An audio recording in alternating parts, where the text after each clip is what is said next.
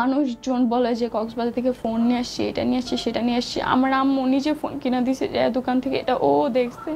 আমরা কি বলদ? আমাদের কি মগা পাইছো? আমরা কি দুধু খাই? কিছু বুঝি না আমরা? ইন্টারভিউতে এসে কান্নাকাটি করে কি ভাবছো? মানুষের সিম্প্যাথি পাওয়ার জন্য? না, মানুষ আর তোমার প্রতি সিম্প্যাথি দেখাবে না। তুমি যে কত বড় ম্যাগি বাংলাদেশের মানুষটা ভালো করেই জাইনে গেছে। তো ভিউয়ার্স, নীরব্বার ইন্টারভিউতে এই ম্যাগি কি বললো দেখেন। পরে আমরা গেলাম কক্সবাজারকে, ওখানে ঘুরলাম। পরে আমি বিকেলবেলা ঘুরে টুরে সন্ধ্যার মধ্যে আর কি 8টার টিকিটে আমি তখনই আসে পড়ছি। ওই দিনই আবার ব্যাক করছো, যেদিন গেছো সেদিনই ব্যাক করছো। পরে ওর ভাষ্যমতে একটা অপরিচিত ছেলে ক্ষণিক পরিচয়ে তাকে বলল কক্সবাজারে চলো। সে কক্সবাজারে গেল, যেতে যেতে গিয়ে দেখে যে অনেক রাত হয়ে গেছে। তারপরে সে বিকেলবেলা চলে আসে।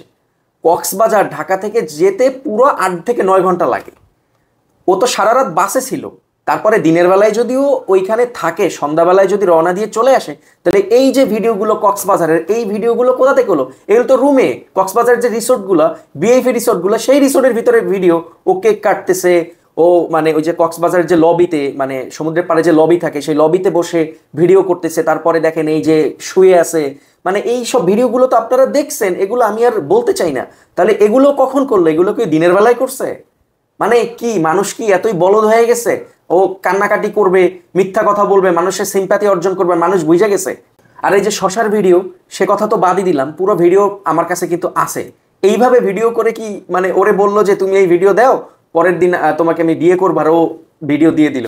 আসলে বুঝছি না বাংলাদেশের মানুষকে কি ও এতটাই বোকা পাইছে যে ও যা বলবে আমাদের সেটা বিশ্বাস করতে হবে? আর আপনারাও মানে একটু কান্নাকাটি করলে মানে গইলা যান, মানে পুরো কথা বিশ্বাস করে ফেলেন। তারপরে ভিউয়ার্স, এই যে ভিডিওগুলো দেখেন। আমি আসছি, আমি বয়ফ্রেন্ড খুঁজতেছি, আমার কোনো বয়ফ্রেন্ড নাই। আমার যে বয়ফ্রেন্ড ছিল আমাকে মারা দিয়ে চলে গেছে। আমি অনেক কষ্টের মধ্যে আছি, মারা দিয়ে চলে গেছে। যাই হোক, বাদ দাও। কি বলতেছে শুনেন, মানে আমার বয়ফ্রেন্ড আমাকে মারা দিয়ে চলে গেছে, আমি বয়ফ্রেন্ড খুঁজতেছি। মানে এগুলো কি? এগুলো কেউ কি শত্রুতামি করে করছে? ওর কাছে জোর করে বলাইছে এগুলা? আচ্ছা, আর একটা ভিডিও দেখেন।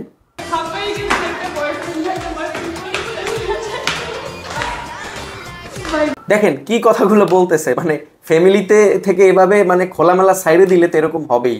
মানে এরকম ম্যাগি বাংলাদেশে অভাব নাই। আর এই ম্যাগিটা আসলে প্রচার হইলো তো আপনারা জানতে পারছেন আশেপাশে এরকম ম্যাগির অভাব নেই। এরা আসলেই খারাপ, এরা সমাজের এক ধরনের আগাছা। এদেরকে যেখানেই পাবেন মুখে থুথু মারবেন, থুথু মারবেন, জুতা মারবেন এদেরকে, যাতে সমাজ থেকে এই ধরনের নোংরা, এই ধরনের নষ্ট মেয়ে, এদের যেন উচিত শিক্ষা হয়, এদের দেখা দেখি যেন অন্য মেয়েরা সাবধান হয়ে যায়।